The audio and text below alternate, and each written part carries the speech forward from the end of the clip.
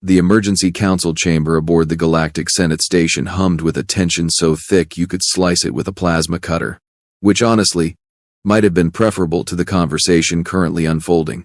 Ambassador Threx of the Kaltorian Empire stood before the assembled representatives, all four of his eye stalks twitching in what could only be described as barely contained horror. His translator chip struggled to keep up with the frantic clicking of his mandibles. "Let me get this absolutely straight," Counselor Vera interrupted, her blue scales shimmering under the station's artificial lighting. "You're telling us that a human child, a juvenile, not even combat-trained, survived 3 planetary rotations in the wilderness of Drakar Prime, the Death World, where we lost an entire military expedition last cycle." Threx's stalks drooped. "That is correct." "Impossible," declared General Cross, slamming what passed for his fist on the table. Bruthan Commander's tusks gleamed as he bared them in disbelief. "Nothing survives Drakar Prime. We've classified it as unsuitable for colonization. The Predator Index alone is off every known chart. Perhaps," Threx continued, his voice taking on a slightly hysterical edge, "you'd like to review the surveillance footage yourself?" The lights dimmed. A holographic display flickered to life in the center of the chamber, and every being present leaned forward despite themselves. The footage showed a clearing in what appeared to be a dense jungle. Correction. A murderously dense jungle. The kind of place where the plants actively tried to eat you, and that was before you even got to the actual fauna. A small figure emerged from the undergrowth. Human, definitely. Female, approximately 7 standard years old by Threx's estimation, wearing what appeared to be the tattered remains of a expedition jumpsuit. Her dark hair was tangled with leaves and something that might have been tree sap, or blood, possibly both. "Okay," muttered Counselor Vera. "So the child made it this far. Where's the—" She stopped talking. Everyone stopped talking. Because following behind the human child, with the casual confidence of a creature that had never known fear in its entire evolutionary history, was a honey badger. For those unfamiliar with Earth's fauna, and most of the council definitely was, a honey badger resembles what might happen if you compressed pure spite and violence into a black and white fur coat, then gave it claws and absolutely zero regard for its own safety or anyone else's. That's a Terran honey badger, Threx explained unnecessarily. Scientific name, Mellivora capensis. Earthers have a saying about them. Honey badger don't care. What does that even mean? Cross demanded.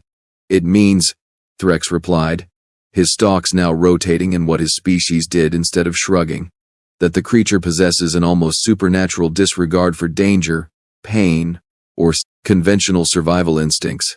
They've been documented attacking prey 50 times their size. They're immune to most toxins. They've been observed eating cobras, enduring bee stings that would kill most species, and generally existing in a state of permanent rage against the universe. Vera squinted at the display. And it's just walking with the child? Like some kind of pet? Keep watching, Threx suggested, though his tone implied this was not a recommendation anyone would enjoy. The child the manifest later identified her as Emma Rourke, daughter of 2 xenobiologists, studying the planet's ecosystem, suddenly froze. Her head tilted, listening. The jungle erupted. A Drakar Ravager burst from the tree line, all teeth and scales and murder. These apex predators were the reason the Galactic Senate had forbidden settlement on the planet. Standing 3 meters tall, equipped with claws that could tear through starship hull plating, and possessing a bite force that made military scientists weep, they were essentially death on 6 legs. The child screamed. A reasonable response. Everyone in the chamber agreed.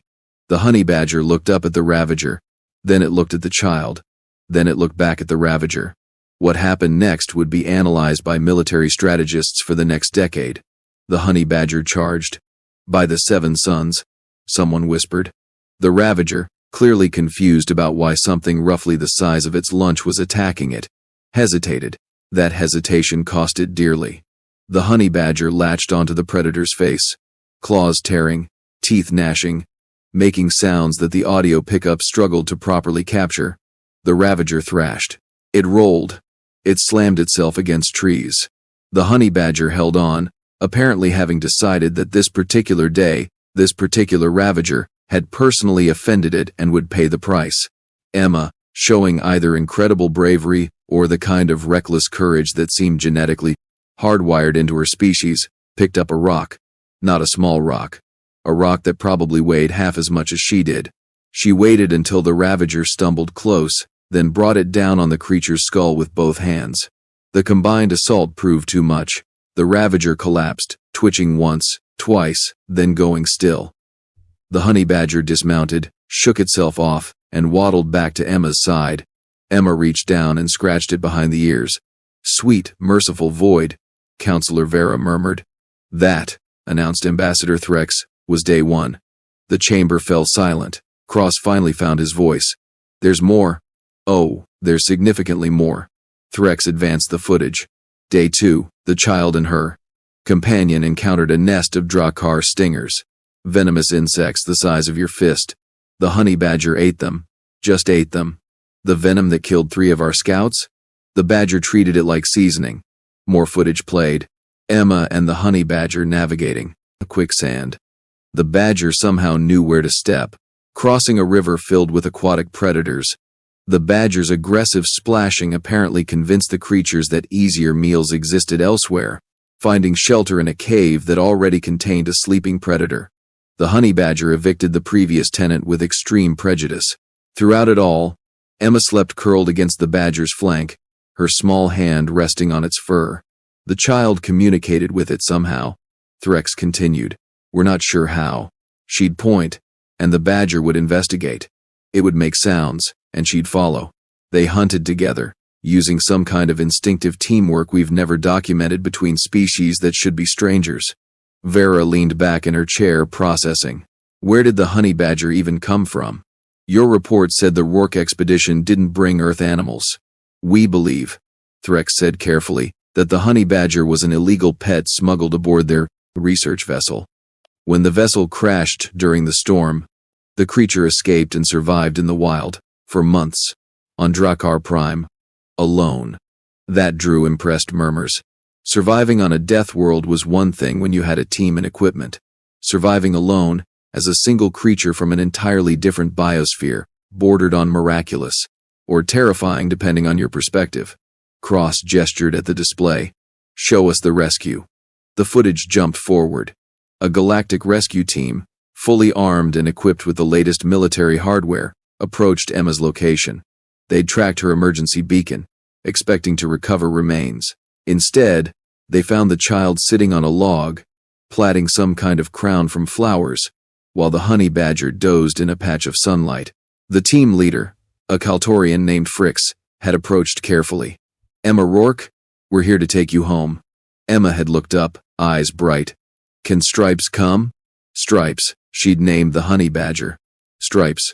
Because, despite everything, she was still a 7-year-old child who'd made friends with what the galaxy was increasingly recognizing as a demon in animal form. "That's a wild animal." "Child," Frix had said, probably thinking this was the gentle letdown any parent would give. Emma's expression had shifted. Not to anger. Something worse. Disappointment.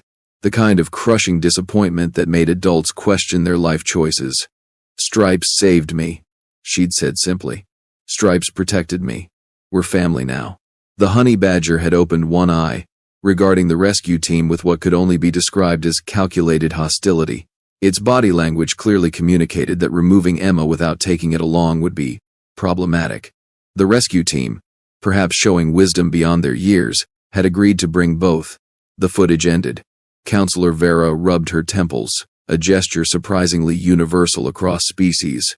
"So, we now have a human child and a honey badger aboard one of our rescue vessels, headed toward civilized space." "Correct," confirmed Threx. "And you've called this emergency session because..." Threx's eye stalks waved frantically. "Because, esteemed counselor, we need to decide how to classify humans going forward. This child and her companion survived conditions that have killed trained military personnel. They formed a bond across species lines that enabled cooperation we don't fully understand. And when I submitted my preliminary report, the Human Diplomatic Corps sent a response." He pulled up a text communication. It read, "Sounds about right. Kids and animals get along. Also, honey badgers are pretty chill if you respect them." Pretty chill. They think this is normal, Threx said, his voice rising slightly. I contacted xenobiologists, human xenobiologists, and asked them to rate the honey badger on Earth's danger scale. Do you know what they told me? The council waited. They said it's in the top 20, but definitely not top 10. They have worse. Worse than the murder badger?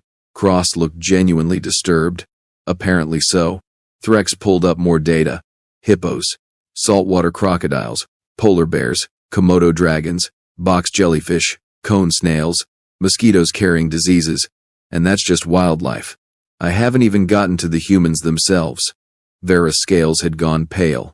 Ambassador, surely you're not suggesting— I'm suggesting, Threx interrupted, which was extremely rude in Kaltorian culture but apparently necessary, that we've fundamentally misunderstood humanity. We've been treating them as a Category 4 species, intelligent, aggressive, but manageable. After reviewing everything, seeing a child accomplish what hardened soldiers couldn't, watching her bond with a creature that seems to exist purely to challenge death itself, I'm recommending we reclassify them. To what? Demanded Cross. Threx's eye stalks drooped in defeat. Category 1, extreme caution. The kind of rating we give to species that could potentially threaten galactic stability. The council chamber exploded into arguments. Voices raised in a dozen languages, translation chips working overtime.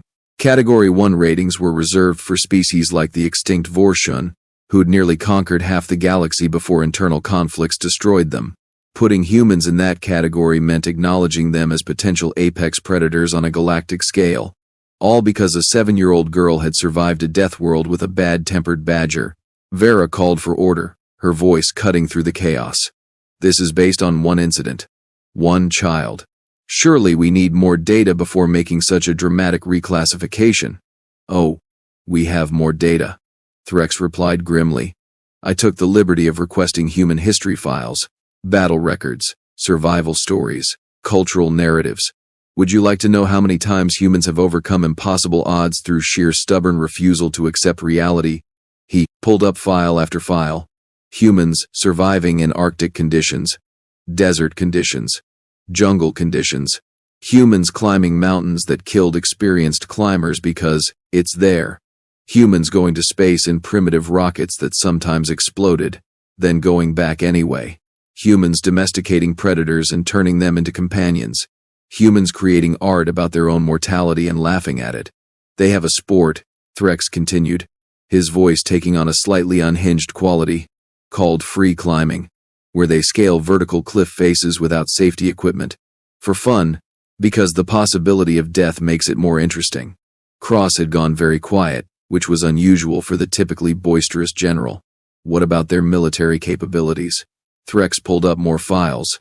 The council watched footage of human soldiers training, running until exhaustion, then running more, carrying heavy weights across difficult terrain, learning hundreds of ways to neutralize threats, practicing until skills became instinct. They trained their children similarly, Threx noted. Emma's parents likely taught her basic survival skills, assuming she'd never need them seriously. That basic training is what kept her alive. And the honey badger? Humans have a phrase. Man's best friend. They've been partnering with predatory species for thousands of years. Dogs, cats, horses, even birds of prey. They see a dangerous animal and think friend rather than threat. Vera finally spoke, her voice carefully controlled. What do you recommend we do, Ambassador? Threx's eye stalks straightened. First, approve the reclassification. Second, treat human diplomatic requests with greater weight. Third, and this is crucial, never, ever threaten a human's family. Because if a 7-year-old child can bond with a honey badger and survive a death world, imagine what an adult human with actual combat training could accomplish. You're afraid of them, Cross observed, terrified. Threx agreed without hesitation. But more than that, I'm awed. They're not just survivors, they're thrivers. They take hostile environments and adapt. They take dangerous creatures and make friends. They look at death and laugh. And that little girl sleeping next to a honey badger, trusting it completely while it guarded her against nightmares both literal and metaphorical, that's not an exception. That's humanity in microcosm. The vote was called. The reclassification passed, though not without considerable debate and several abstentions. As the council filed out, Vera approached Threx. The child and the honey badger, where are they now? Threx consulted his datapad. Currently aboard the rescue vessel Meridian's Light, 3 days from the nearest station. Reports indicate Emma is doing well. She's been teaching Stripes tricks, apparently. The crew is adjusting. Adjusting? The honey badger has claimed the captain's chair. The captain decided not to argue. Seemed wise. Vera laughed despite herself. And Emma? Reading stories to Stripes in the mess hall. The crew joins her for story time. Something about her presence makes them feel safer, even though logically that makes no sense. Maybe, Vera suggested. It makes perfect sense. If a child can survive with that creature protecting her, perhaps we all feel a little safer knowing such bonds are possible. Threx's eye stalks rotated in consideration. Perhaps. Or perhaps we're all just realizing that humanity has been here for barely a generation, and they've already changed how we think about survival, companionship, and courage. Should we be worried? Counselor, I stopped worrying the moment I saw that child scratch a honey badger behind the ears, and watched it lean into her touch like the universe's most dangerous house cat. Now I'm just curious what they'll do next. 3 days later, Emma Rourke and Stripes the honey badger arrived at Station Gamma 7 to a welcome party that included media from 40 star systems. Emma waved at the cameras. Stripes perched on her shoulder like some kind of terrifying parrot. Humanity had arrived in galactic society, and they'd brought their friends. The galaxy would never be quite the same. 6 months had passed since Emma Rourke and her improbable companion became the most watched news story in galactic history. 6 months, during which humanity's reputation had shifted from those pleasant newcomers to those absolutely unhinged newcomers who befriend death incarnate. Captain Jorik Venn of the mercenary vessel, Talon's Edge, had not been paying attention to any of that. He'd been too busy running guns, smuggling contraband, and generally being the kind of scum the galaxy preferred to ignore as long as he stayed in the outer sectors, which made his current situation particularly ironic. I want the humans, growled Warlord Grath, his reptilian face twisted in what passed for a smile among the Scaran species. Behind him, his warband bristled with weapons, filling the docking bay of the station they'd just seized. I've heard stories. Supposed to be tough. Let's see if they bleed like everyone else. Jorik kept his expression neutral, though internally he was running through every poor life choice that had led to this moment. The station, Outpost Fringe, was technically neutral territory. Technically.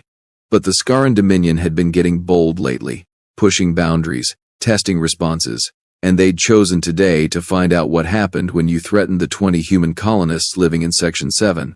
Look, Jorik said carefully. Those colonists haven't done anything. They're farmers, teachers, engineers.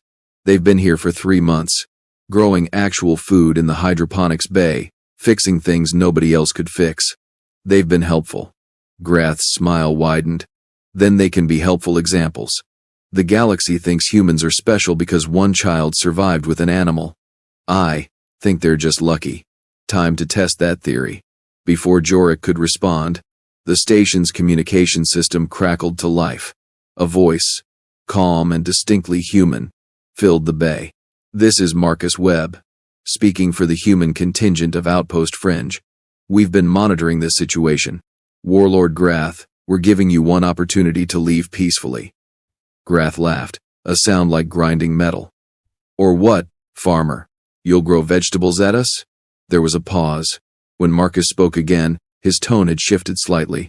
Not angry, something worse. Patient. We've sent a message. Help is coming. You have approximately 30 minutes to reconsider your choices.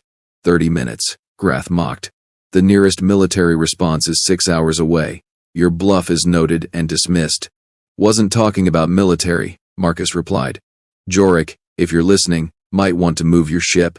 Things are about to get complicated. Jorik's blood went cold. He'd heard that tone before, in the voices of soldiers who'd seen combat. Marcus Webb might be a farmer now, but he'd been something else before. Something dangerous. The communication cut out. Grath deployed his forces, 300 hardened warriors spreading through the station like a plague. Jorik watched, helpless, as they moved toward Section 7. toward the humans. 28 minutes later, the station's sensors detected an approaching vessel. Small, fast, broadcasting a civilian identifier. It docked at port 12, bypassing standard security protocols with the kind of ease that suggested either incredible skill or official authorization, probably both. The airlock cycled. 3 figures emerged. Leading them was a woman who might have been 50 or might have been 70, her gray hair pulled back in a practical bun. She wore coveralls and carried what appeared to be a standard emergency kit. Behind her walked a younger man, maybe 30, wearing the casual clothes of someone who'd been interrupted during shore leave. And between them, trotting with absolute confidence, was the most massive dog Jorik had ever seen. Easily 40 kilograms of muscle, fur, and teeth. Its eyes scanned the docking bay with unsettling intelligence. Dr. Patricia Hammond. The woman introduced herself to the nearest station official. These are my colleagues, Luis Okonkwo and Atlas. She gestured to the man and dog respectively. We received a distress call. Where are the humans? Section 7, the official stammered. But there's a Scaran warband between here and there. 300 soldiers. You can't possibly watch us, Luis said cheerfully. They moved through the station like water flowing downhill, taking the most efficient path and adapting when blocked. When they encountered their first group of Scaran soldiers, Jorik, watching through security feeds, expected violence. Instead, Patricia simply walked up to them. Excuse me, she said politely. You're blocking our path. The lead, Scaran, a brute named Krell, laughed. Old woman, turn around before I... Atlas growled. Not the warning growl of a pet. The low, resonant growl of an apex predator reminding the world why prey species had nightmares. Krell stopped talking. This is Atlas, Patricia continued conversationally. He's a Caucasian shepherd dog, bred for centuries to protect livestock from bears and wolves. Notice his size? That's functional. Notice his teeth? Also functional. Notice how he's looking at you like you're a problem that needs solving? That's him being polite. One dog, Krell managed. Against all of us? Luis smiled. It wasn't a friendly expression. You misunderstand. Atlas isn't here to fight you. He's here to help us reach our people. What happens to anyone standing in the way is just physics. They pushed past. The Scarans, despite their weapons and training, stepped aside. Something primordial in their brains recognized that attacking this group would cost more than they were willing to pay. Word spread fast through the warband. Humans had arrived. Humans with a beast. The stories about Emma and the honey badger suddenly seemed less like outliers and more like warnings. Grath heard the reports and snarled. 3 civilians and a pet? Kill them. 20 soldiers mobilized, weapons ready. They cornered the human group in a corridor intersection, cutting off all exits. Surrender, demanded the squad leader. Or die. Patricia sighed. Luis, would you mind? Luis cracked his knuckles. Happy to. What happened next was later described by survivors as educational. Luis moved with the practiced efficiency of someone who'd spent years learning how to break things, and when those things happened to be people, well, that was just unfortunate timing. He didn't kill anyone, Jorik noted. Didn't need to. Dislocated joints, pressure points, leveraging body weight against anatomy, all delivered with the casual competence of a craftsman at work. Atlas participated by standing there, radiating menace. Several Scarans simply sat down when the dog looked at them, deciding discretion beat valor. 5 minutes later, 20 Scaran soldiers were unconscious, groaning, or seriously reconsidering their career choices. The humans continued walking. They reached Section 7 to find Marcus and the other colonists barricaded inside, makeshift weapons ready. Children huddled in the interior rooms, guarded by adults who'd probably never thrown a punch but were clearly willing to learn. Patricia, Marcus embraced the older woman, cutting it close. Traffic, she replied dryly. Warlord Grath, still proceeding with his terrible plan? Apparently. He's got numbers and firepower. We've got improvised defenses and righteous anger. Patricia nodded. Then we'll need to adjust the odds. She opened her emergency kit. Inside, instead of medical supplies, were what appeared to be small metallic spheres. Nano drones, she explained. Non-lethal, highly irritating. They'll target weapon systems, communication devices, anything electronic. Won't hurt anyone, but will make coordinating an assault extremely difficult. Luis was already setting up in a defensive position, Atlas at his side. How many are we expecting? Grath's keeping 200 in reserve, sent 50 to deal with you, which leaves approximately 230 heading this way. 230, Luis repeated. And there's 22 of us, counting the kids. Actually, said a new voice. 25. Jorik stepped into the room, plasma rifle in hand. Station captain's still alive, hiding in his office like a coward. Someone should do something. Might as well be me. Marcus clasped his shoulder. Welcome to the fight. The assault began 10 minutes later. Scaran soldiers advanced in formation, professional and experienced. They'd sieged stations before, knew the tactics. They didn't know humans. Patricia's nanodrones deployed silently, swarming through air vents and access panels. Weapons started malfunctioning. Communication devices screeched feedback. Tactical displays showed garbage data. The coordinated assault devolved into confused clusters of soldiers trying to figure out why their equipment hated them. That's when the humans counterattacked. Not with overwhelming force. With precision. Marcus and 3 others, all with military backgrounds despite their current civilian status, emerged from unexpected angles, targeting commanders, disrupting formations, disappearing before effective response could be organized. Luis held the main entrance with Atlas, and nobody, absolutely nobody, wanted to get past the dog. The few who tried discovered that Caucasian shepherds bite with approximately 700 pounds of pressure per square inch. Armor helped. Somewhat. The colonists without combat training contributed differently. They knew the station intimately after 3 months of living there. Every shortcut, every maintenance tunnel, every override code. They guided the defenders, cut off enemy advances, created confusion in the attackers' ranks. Jorik found himself fighting alongside a woman named Amara, who'd apparently been a school teacher before colonization. She wielded a welding torch like a sword, and had apparently taken personal offense to anyone threatening her students. You're pretty good at this, he shouted over the sounds of battle. I taught middle school for 15 years, she shouted back. This is easier. The Scaran advance stalled, then retreated, then broke entirely when Grath, furious at the resistance, led a personal assault and came face to face with Atlas.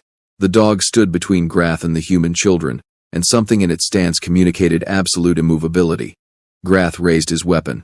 Atlas simply stared, daring him. Grath hesitated. That hesitation let Patricia deploy a final trick. High-frequency sound emitters tuned specifically to Scaran hearing range, painful but not damaging. Grath and his remaining soldiers fled, clutching their ears. The battle ended not with glorious victory but with exhausted defenders watching their enemies retreat to their ships and jump away in disarray. Silence fell over Section 7. Is everyone okay? Marcus called out. Quick assessment. Bumps, bruises, one fractured arm, nothing fatal. The children were scared but safe. Jorik leaned against a wall, trying to process what he'd just witnessed. You're farmers. Now, Patricia agreed. But we're also veterans, engineers, teachers, and parents. We're humans. We adapt. You didn't kill any of them. Didn't need to, Luis said, scratching Atlas behind the ears. The dog's tail wagged, transforming from guardian to pet in seconds. Dead enemies don't spread stories. Humiliated enemies tell everyone they meet about what happened. Jorik understood then. This wasn't just about winning one fight. It was about reputation. About making sure the next warlord thought twice before threatening humans. About establishing their species as one you didn't mess with. The girl and the honey badger, he said slowly. That wasn't an anomaly. Emma and Stripes? Patricia smiled. That was a preview.